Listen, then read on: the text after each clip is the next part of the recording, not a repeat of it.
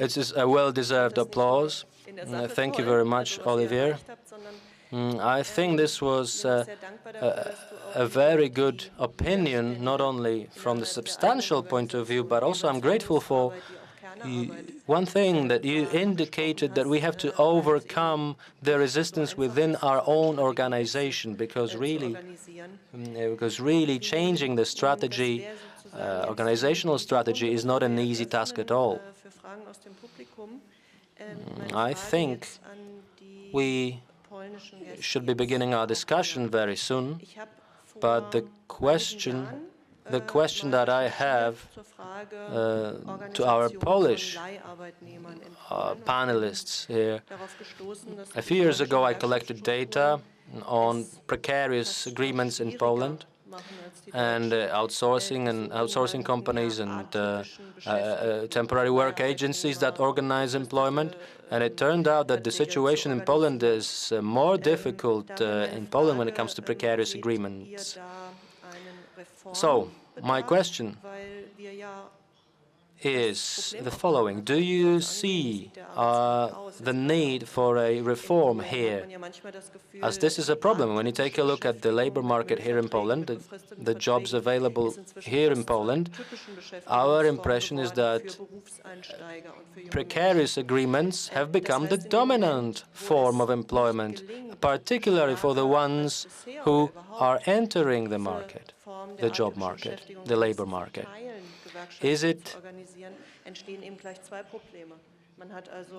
Will it be possible to organize these young people from the point of view of a unionist, of a trade union member? If we don't do it, we will not reach a vast group of young people. If young people feel they have been abandoned by trade unions when entering the labor market, will these young people be able to say at any point later in the future that trade unions did any good for them, that they are good? My request is for you to keep your opinions short so that we have a slot for a Q&A session. Short opinions, please.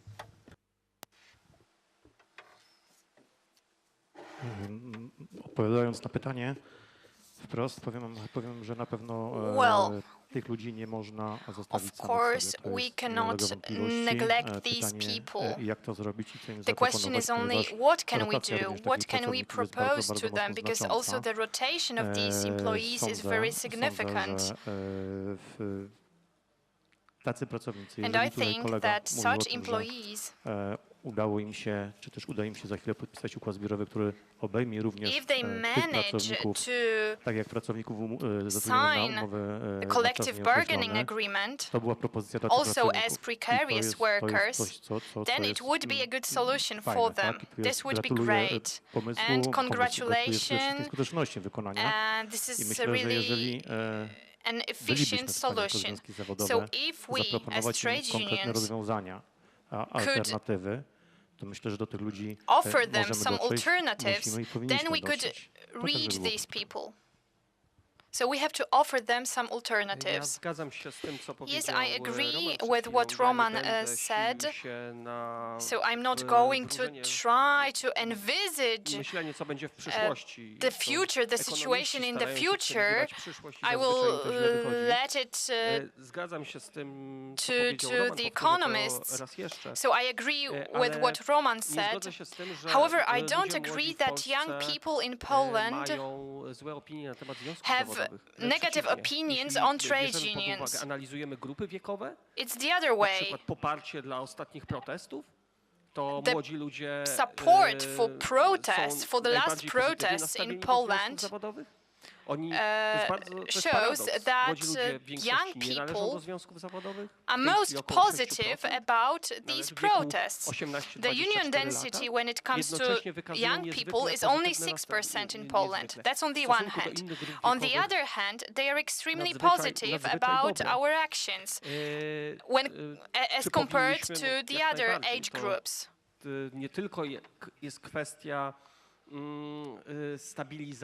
It's not only about stabilizing their employment, their forms of employment, which leads to other important decisions in the social life. In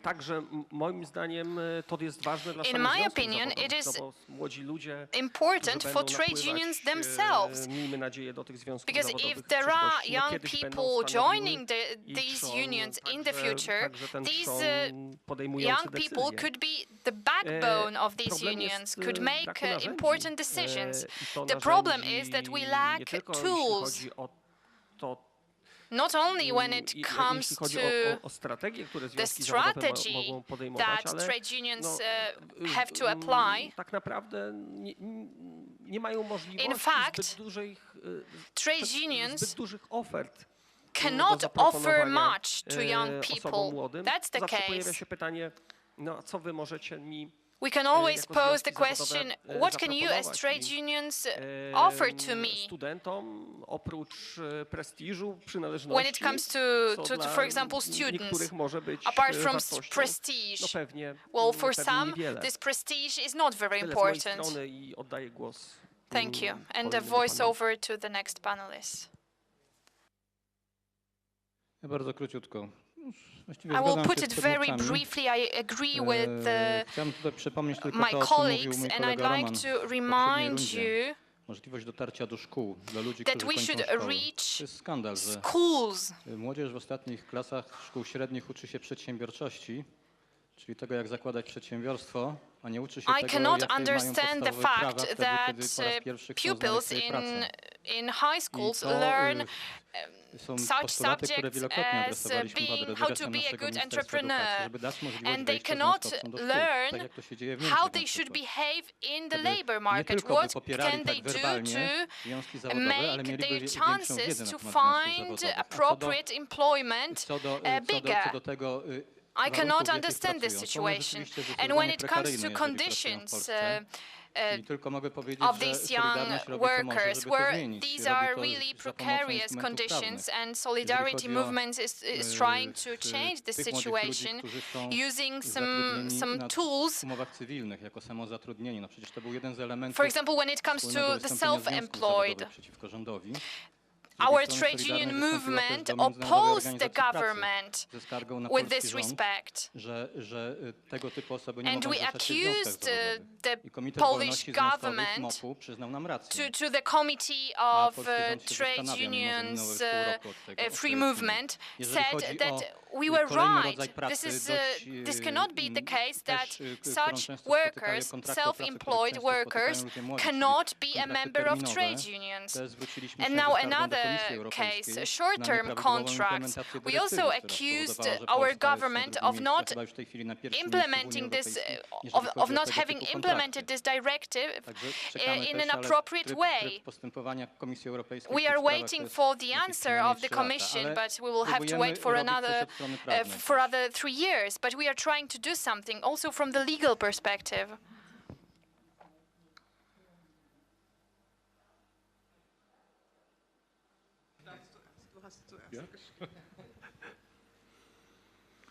Z uwagą słuchałem. I was listening carefully to the opinions of my colleagues. Some of them referred to the issues that are really basic, and I fully agree with Oliver, and each unionist would agree with that. The situation in the plant, the situation of the trade union at the level of a particular plant, this is crucial. That's why we have to build the capacity of trade unions bottom up. We have to start at the plant level. However, this is a strategic activity. We've got various experience, and also the experience of Germany shows that it lasts for a long, long time. And I also dealt with it when I worked for the Solidarity movement in Poland. So I am aware of the situation and of the fact how long it lasts. And the European trade union movement should offer us some perspectives. Of course, Gabi is right that we can foster the exchange of information, that we can create platform for the exchange of good practices, that we can learn from one another to facilitate our actions. However, this is a long-term action, and we have to remember about it. The second issue, if it is impossible to create the bargaining power right now, then we are trying to influence the law. We are trying to change the legal perspective, which makes it difficult for trade unions to act. And this exchange of opinions shows that this is the place, and this is the point where the legislation is of importance as well. We are trying to foster equal treatment of workers in temporary agencies. This is something that helps, for sure. And the situation that is going on in future and that Gabi talked about, this is very dangerous. And this whole process of managing, of the economic managing, that is being implemented now, that's something we talked about in the morning. This leads to the fact that the legal frameworks can be changed, can be overthrown, but we need to be active with this respect.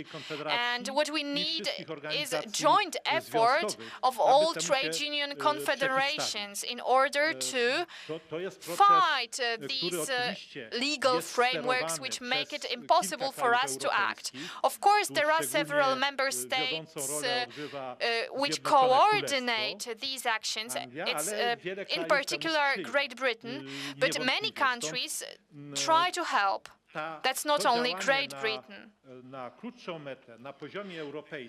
In the shorter run, this is extremely important.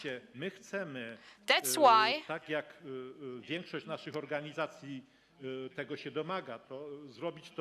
we and our organizations try to be a glue with this respect. And we want to create a common campaign. We want to implement a common campaign before the election to the European Parliament, because we want to reach the public opinion, we want to reach our members and convince them to choose representatives who share our vision when it comes to collective bargaining, to industrial relations, to the social vision of Europe. We want to choose representatives who will share our vision, because the European Parliament also plays an important role. All the remarks are a great challenge if we perceive them at the European level. For example, negotiating collective bargaining agreements at the European level and the issue of wages. This is a discussion which has been going on for a long time. And I confirm what Gabi said. There are different cultures when it comes to trade unions in different countries. And the fact whether we are successful or not depends on our effort and on the fact whether we will be able to take a common stance. It is important also at the national level, especially in countries where there are many trade unions. If there is unity between these members, between these councils, between these trade unions, then we can achieve great successes at the European level as well. German trade unionists were very active, and we managed to change the directive, one of the EU directives. because the members were so active. So we have to build a common platform. That is the challenge ahead of us. What new solutions do we need, especially in the context of issues related to the Eurozone and to the economic situation of the Eurozone? Because there are many economic changes going on, and if we do not change the situation, these changes will have a detrimental effect on the wages of workers in respective countries. So that's the role of the organizations at the international level. We are not the wisest.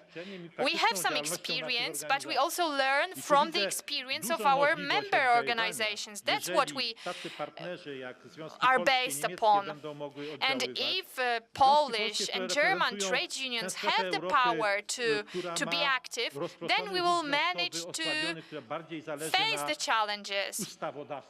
In Poland, the situation of trade unions is not very positive, and the trade union movement in Germany is much more stronger. However, it's also undergoing changes. But the German trade union movement can help us find a common strategy that would join the Nordic organizations basing on collective bargaining agreements with other organizations in other countries basing on other issues. So thank you very much for the possibility, for the opportunity of taking part in this interesting debate, because what I've learned here will be very useful in Brussels when we talk about it. Ich will noch eine ganz kurze Schlussbemerkung machen und auch versuchen, die unterschiedlichen Ebenen, die hier waren, a short remark towards the end of our event. Also, a summary. I'd like to summarize what has been said about different levels, different plant levels, European levels, national levels. I'd like to refer to the topic, the example that Oliver gave us. I think we have to agree that our power on the European level depends on our power on the national level. We lose membership. 24% is the rate at which we are losing our members. So the situation in terms of the membership is getting worse and worse. So now we have to explain to the temporary workers, those who are not members of trade unions, we have to explain to them that we need to change, that we need to also look after the ones who are employed based on precarious agreements. If we let trade unions be destroyed in the south of Europe, this will strike back at us. This will lead to a situation where similar situations will be reality in the north of Europe. It's not really only about solidarity, it's about our interests. Looking after their interests is in our interests as well.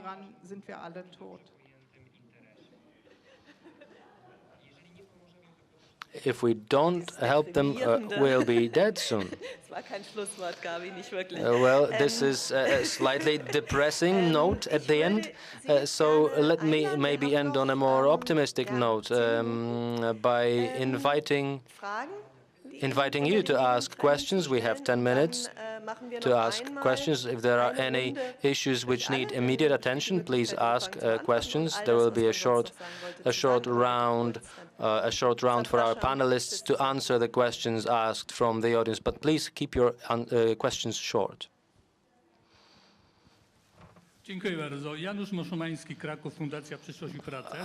Future and Work Foundation. Thank you to Dr. Ostrowski. You were courageous enough to use the term service employee, or the one who accepts employment, the one who takes employment in Polish, pracobiorca, the one who takes employment. We refer to employer, the employment giver, and the employment taker. It has always been the case that these relationships were not symmetrical. So the work taker has always accepted what is given to him. There was this lack of balance.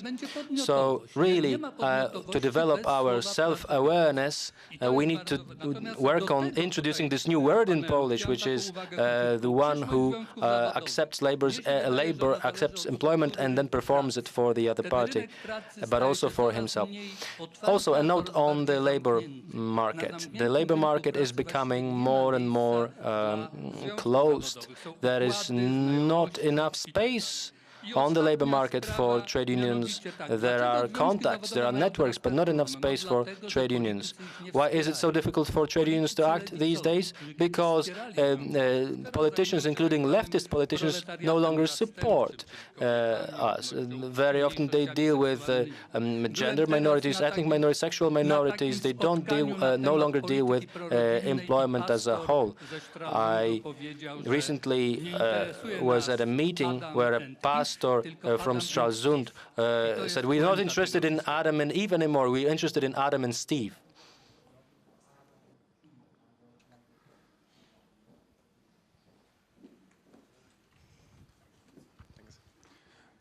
Jochen Emden, Projekt Faire Mobilität, Deutscher Gewerkschaftsbund.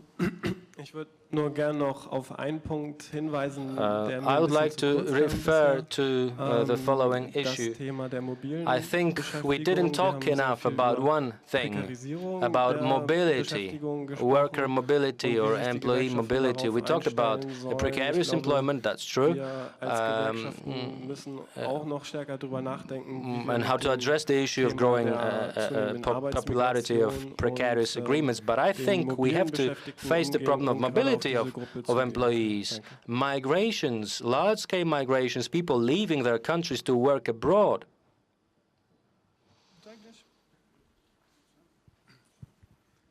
Grzegorz Iwanicki, region Mazowsze Solidarność. Grzegorz Iwanicki, Mazowsze Solidarność. I have been inspired by Oliver's opinion. You said that you were able to convince your unionists in Leipzig to include temporary workers or precarious agreement workers. How did it happen, and what is it like based on German legislation? Would it be possible to include them in collective bargaining as well? That's the question. Because in Poland it is practically speaking impossible. Self-employed people are not for us to look after because the legislation excludes this possibility. Dominika Pyzowska, Fundacja Eberta, ale przede wszystkim Dominika Pyzowska, Friedrich-Ebert-Foundation and OPZZ.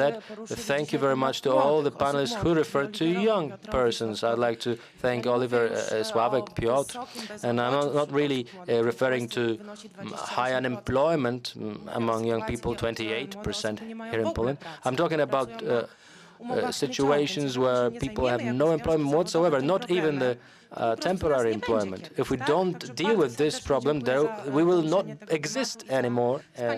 We will not exist anymore sometime from now.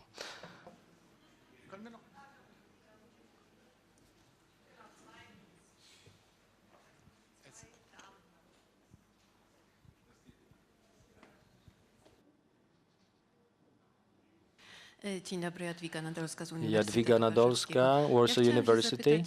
My question is, what initiatives, what plans do you have within the autonomous European social dialogue? What are the upcoming plans to tackle the crisis that we are facing when it comes to trade unions and activity of trade unions in Europe? One more question from the middle of the room. Dominika Buczek, Young Persons Committee within OPZZ. I would like to add to what Dominika said a minute ago. We have our Q&A session at the end, but actually what you said, a lot of what you said referred to young people, and you referred to long-term strategies for trade unions, but really trade unions and their future are young people. If there are no young people in the future, there will be no unions in the future. I'd like to refer to precarious agreements, which are a huge problem in Poland, and this problem is being widely discussed and debated, but nobody has done anything so far. The situation of Polish trade unions is that so far they have only been able to inform the society, only talk about this issue, but they don't have much influence on the legislation, actually no influence at all. And here, a remark to the European Commission and any and all European institutions which deal with young persons.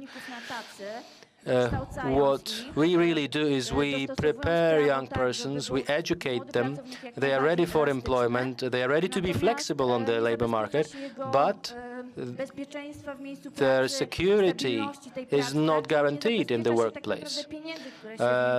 The money that we have invested in them is not returned by the money that they can earn later on. One more question, and then we will have to finish the questions session. My question is the result of Mr. Niemiec's opinion, i.e. the influence of trade unions on legislation. And I think the right solution here is agreements, or European agreements. But when you read the program, the joint program of European organizations, then the agreements are not there. They are no longer there. In different sectors, of course, they are present, but the pan-European agreements are not there. Of course, there are different probable reasons, for example, political reasons, a lack of initiative, lack of willingness from European employers to take this opportunity. But my question is, to what extent do trade unions treat such agreements as priority? Because what you were referring to was lobbying or maybe influencing members of European Parliament. But the question is, to what extent is a lack of a mandate of national organizations, maybe lack of solidarity is the core cause. Thank you very much for the questions, interesting questions. Now, my suggestion is to give each panelist an opportunity to respond to the questions which they feel they want to respond to. So 1 minute for each panelist.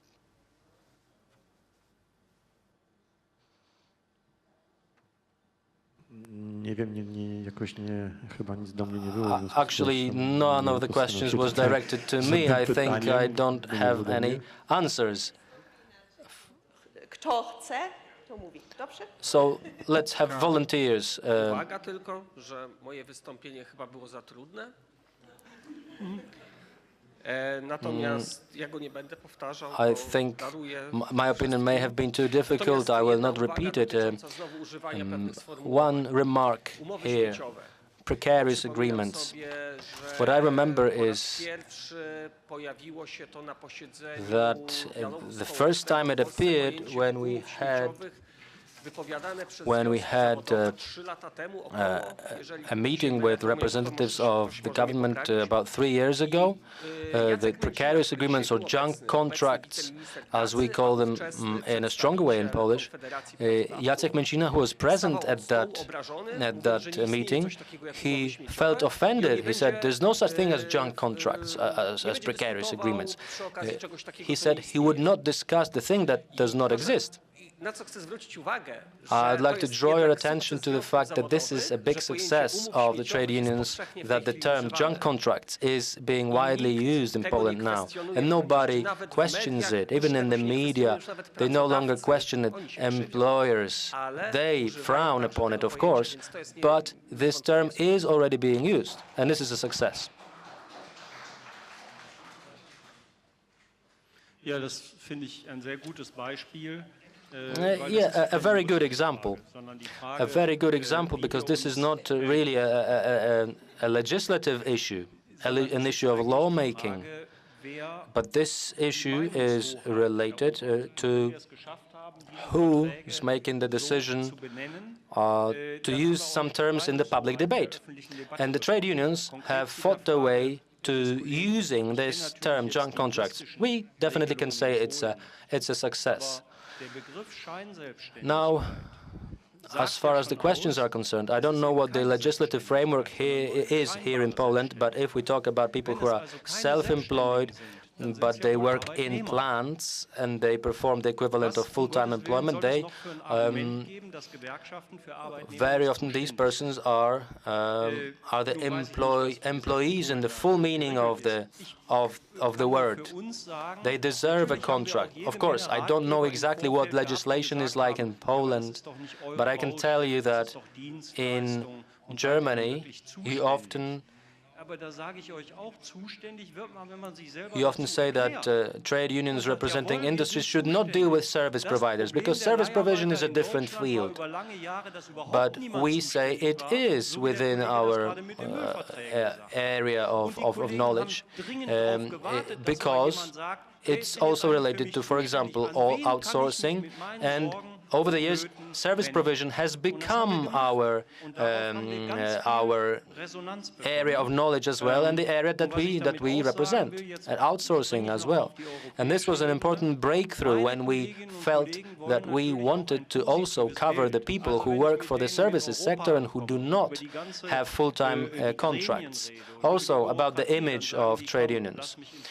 EU bureaucracy. Some people say there's a lot of red tape in the EU, we don't want to deal with the red tape, but here we have to think about the possible promises that we can make to employees so that they start believing in the European project, believing that the European project can be beneficial for them. And I think the role of the trade unions is potentially huge here. We had the Marshall's Plan, which helped Germany to a large extent after the war. But what we need right now is a similar thing. We need a development of the labor market. We need more employment, because now we are dealing with the neoliberal price dumping, wages dumping. It's not really only looking at the plant level, but also having a vision of shaping the new European Union. And we have to take a stance which will be approved by majority when we discuss with stakeholders.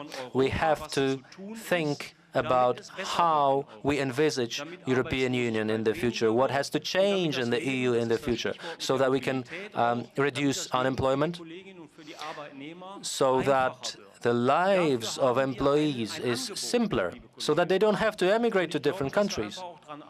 We have to create a sound offer for employees, and we have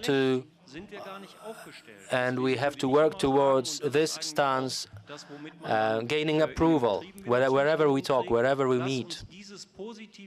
Because if we don't do it, there is a pessimistic scenario to follow. So we need to clearly present to the general public what we want for the EU, what we want to happen, and we want to be very clear about this stance when faced with voting. But we have to face, these are challenges, but we have to face them. One more speaker. A short response to the question. Te pytania, które wydaje mi się, że parę słów mogę powiedzieć. Kwestia mobilności The question of mobility. Yes, I did want to mention it, but didn't have enough time. Probably it is an important issue. It may bring to reconciliation of trade unions in Europe, but it may lead to further conflict as well. So we are referring to employees who are mobile, who can move across borders. But lack of control, appropriate control by the trade unions over this phenomenon leads to situations like the judgment of the European Court of Justice, which referred to employment of Latvian employees. I think there's a lesson to be learned from this ruling by the trade unions. For at least 10 years, we have had this idea of having a transnational membership, union membership. Well, this is an idea worth looking at, so that with one member, with one union ID, you can work in different areas, geographical areas. When it comes to people who are unemployed, there is a growing number of those who are not employed and those who are not employed and not in education.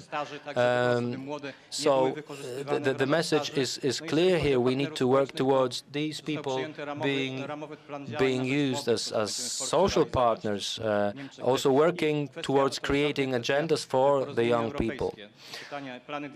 Now, the plans for European dialogue and European agreements. Well, what we can only do as much as we can. The European dialogue is dependent on what employers want, and employers do not feel any pressure from the European Commission. They don't feel any pressure to take up any important issues during negotiations. So this is why the agreements that you mentioned are off the agenda during the discussion with EU officials. So now we are discussing joint analyses. We are negotiating a joint analysis of the labor market. But this is not an agreement. This is the approach that employers take in Europe. This is hard for us to accept. But it takes two to tango here. When it comes to negotiations which failed very often, these were the negotiations, the failed negotiations referred to length of working time. They failed, unfortunately, because there was a difficult attitude from some trade unions, because some trade unions thought that it would be a good idea to make some to strike a compromise, while others did not. We have to remember that even one step forward, even though it's a small step, is a good thing. Unfortunately, those who are opposed to making this small step, who wanted a bigger step, they won. Now, one last thing. I still think, and I agree with Oliver, the most important thing is what is happening at the plant level, and the plants are have become internationalized. 24% of Poles work for international companies, so it would be very good for us to negotiate and bargain at the international level. This is the future for trade unions. They have to build solidarity bottom up, and bottom up means plant level. Maybe one corporation, just like my colleague said from a French corporation. What can I negotiate in this country if the most important decisions of my members, these decisions are made in Paris, in the headquarters? So this is what we have to start at, the plant level, the bottom level.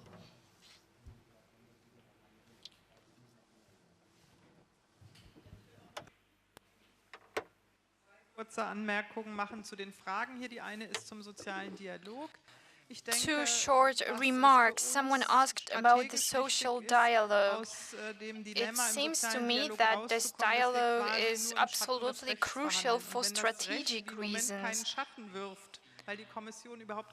At the moment, there is not going to be a change when it comes to the European legislation framework. And we have to think about strategies which will allow us to overcome this dilemma, this problem. And our expectations are high when it comes to agreements between social partners and the dialogue between social partners. So on the one hand, we've got countries which say that such agreements between social partners can help them. For example, in Germany, it is said that certain agreements between social partners are okay, but they don't want such agreements because they've got better agreements at the national level. So it makes no sense for them to have agreements at the national level. And international agreements are supported only by countries where there are no national level agreements. That's why it is so difficult to make any decisions which would be binding, and it is very difficult to strike the compromise between parties. And these agreements between social partners could be an impulse, could be an incentive to change the legislation, the European legislation by the Commission. That's why trade unions have to realize that it is necessary. Dann werden wir das nicht mehr halten können, denn hier wurde das Thema der Arbeitszeitrichtlinie angesprochen. Großbritannien will auf jeden Fall verhindern, dass man im sozialen Dialog the time of work in Great Britain, and they don't want any agreements concerning the working time. And no agreements are reached. They don't want such agreements in Great Britain. That's why dass wir die noch mal rauskramen sollten, zu gucken, welche neuen strategischen I think that there is no real debate going on this topic, but we have to think about our strategy for the future. We have to think about different legal tools that we could use for our benefit. What can we do based on the treaties, the existing EU treaties? And what can be done basing on our tools that we will implement in the future?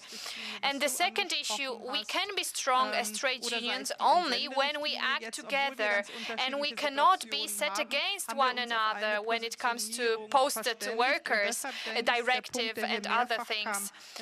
We managed to strike a balance, to take a common stance, and that's why the regulations of these directives are very positive to us and beneficial to us. And we have to implement lobbying in different countries, and we have to state it clearly which demands of parliamentarians to the European Parliament are positive to us and which ones are negative to us. And I have an optimistic opinion on that. When it comes to the working time in Great Britain, well, I think that we should pursue towards advancement, social advancement.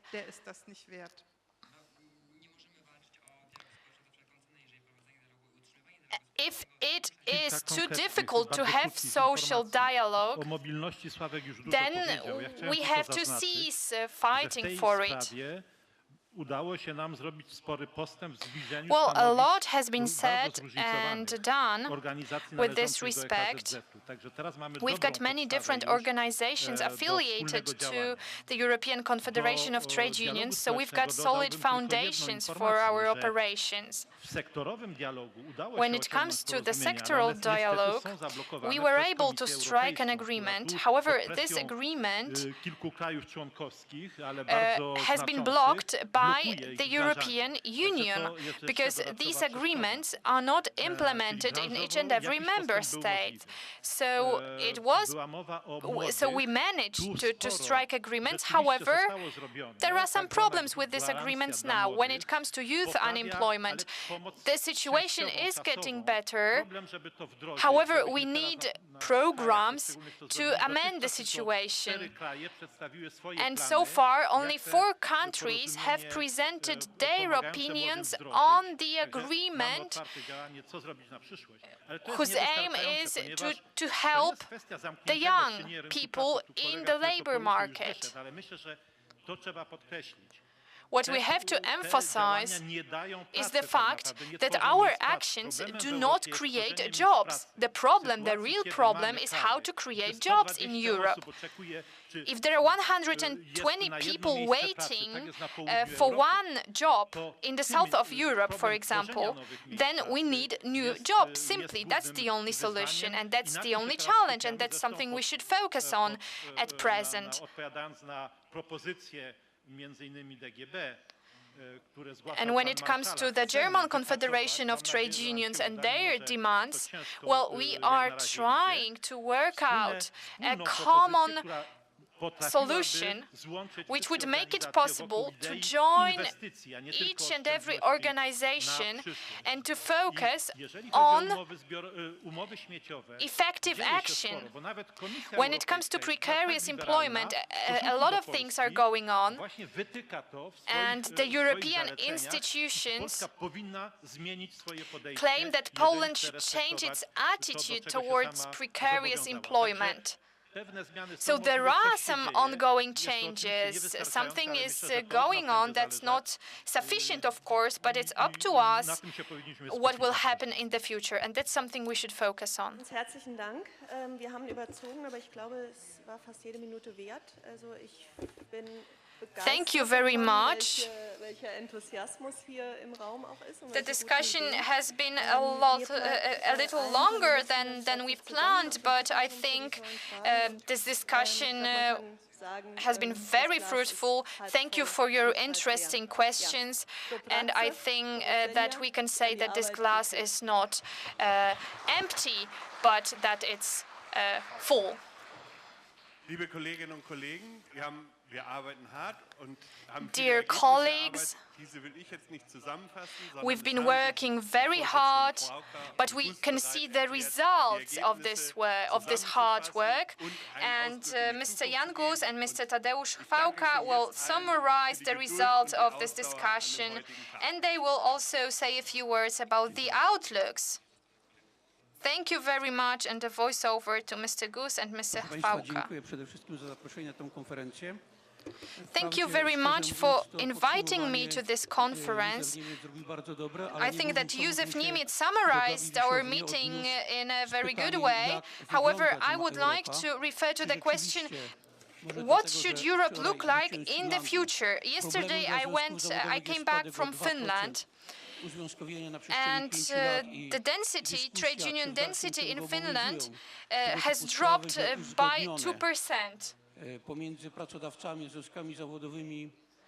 There is a lot of debate going on between the government, between trade unions, and the government approves acts without any amendments, and we can pose the question whether this does not pose a threat to the autonomy of members of the parliament.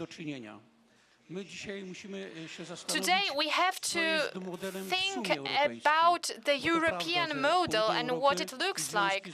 It's true that the south of Europe is going towards nationalism. I took part in a debate in Spain a short time ago, and the nationalist attitudes were very visible there. Olivier, we should not think about whether we are able to convince pupils of schools organized by plans to join collective bargaining agreements. We don't have such schools organized by plans. That's our problem. We organized a meeting and we invited a lot of students to this meeting, to this discussion. And we also invited the Minister of Labor in Poland. And there was a heated debate between students and unionists. It is true that we are trying to educate our students who then are neoliberal, who then have to care about themselves, who then have to be self-employed and have to achieve success on their own. And then they get their fourth precarious agreement, no contributions to the pension scheme, for example. And what they can say, what can they say, these students? Well, they can say that, well, maybe their universities have taught them the right things, but in fact, in reality, the situation is completely different, and they have to wake up and think about becoming a member of trade unions.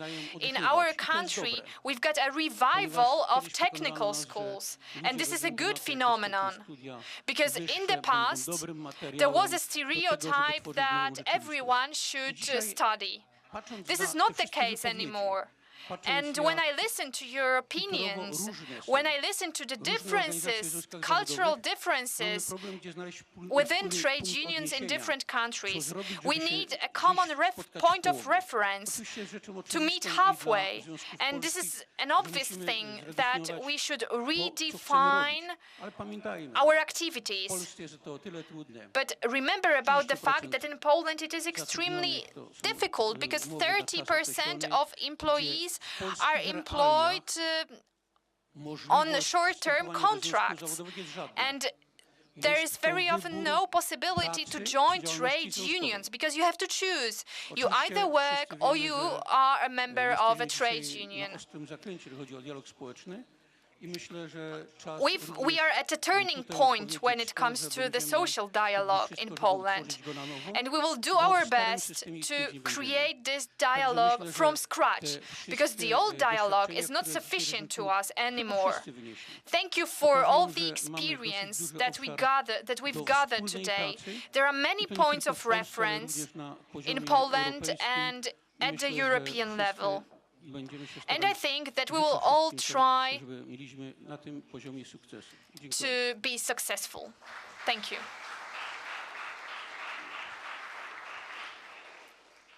Koleżanki, koledzy, w każdej książce najważniejszy jest wstęp. Ladies and gentlemen, in each book, the introduction and the final words are the most important.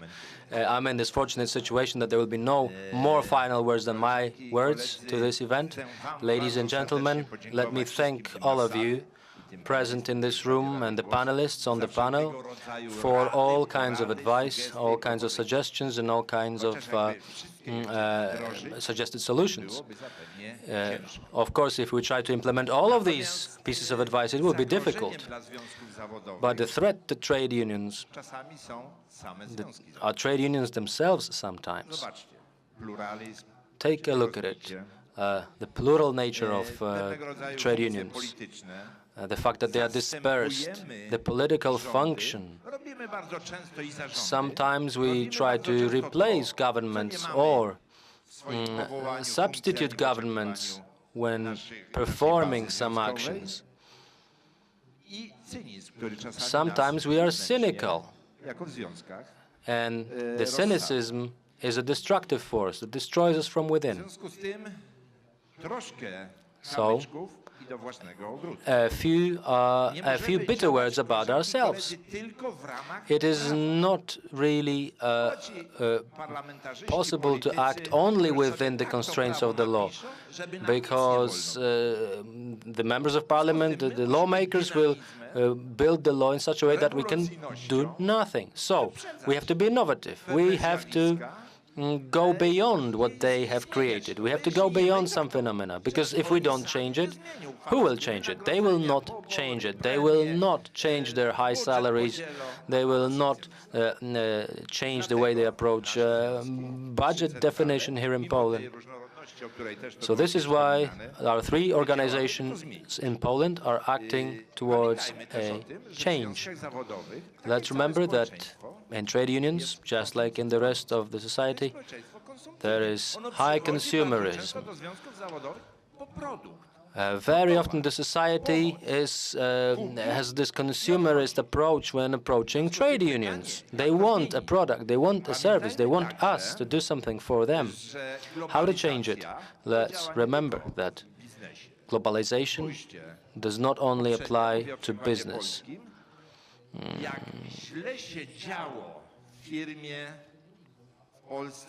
Look at the past. If the situation was bad in the country, we used to fight, I suppose.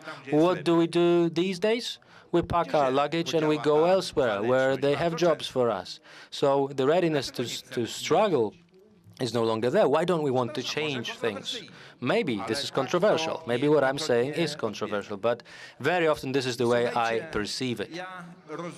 I understand employers that they fight against us because we have conflicting interests. But I don't understand the governments that we really help. We help to keep the society calm. We often warn them. We warn the government through our initiatives, through our consultations, through the dialogue. We point at the situations and at the things which are wrong. So we help them. If we say that trade unions should not be political, we don't mean the Aristotle's meaning of politics. Maybe the right approach is we can only be successful if we are a little bit political. We have to keep changing as trade unions because the environment is changing. Because the business is changing, the nature capital works is changing, state authorities keep changing, the parliament keeps changing. So we have to adapt to these changes. We have to adapt our methods to the changing environment. It would be difficult to organize a general strike, but it would be very easy to block the streets in a city center. We have to choose the methods that are most suitable. So let us remember that the costs of labor, which are at different levels in different countries, this is dumping very often. If we don't work on a common European salary, common European tax costs, then the capital will go where it wants to go, and it will mock the employees, and it will laugh at the employees, and will take advantage of employees. As trade unions, we act on behalf of all employees. Minimum wage is not only our struggle for the benefit of the employee, but also for the retired persons. The taxes, when we say things about taxes, we don't only act for the benefit of our members. Junk contracts, the minimal social benefits. There are a huge number of people to benefit from what we do. So influencing changes in legislation, including European legislation, it's not all that you can solve within the constraints of a plant. Some things you have to force from the top down. In Poland, there is we have not adopted the European Charter of Fundamental Rights. We have a different legal basis for our activities. If there is no dialogue, we will have to change the model of functioning, our model of functioning, to a confrontation-based model. I think what we should do is we should organize ourselves, we should talk to one another, and we should struggle. But the trade unions will survive in one or other form. They are indispensable as long as democracy doesn't come up with something better, with a different method, with a different model. So thank you very much, very cordially, for your advice, for your information, for sharing your opinions with us, for the willingness to work jointly for the benefit of all of us, for a better law. Thank you very much.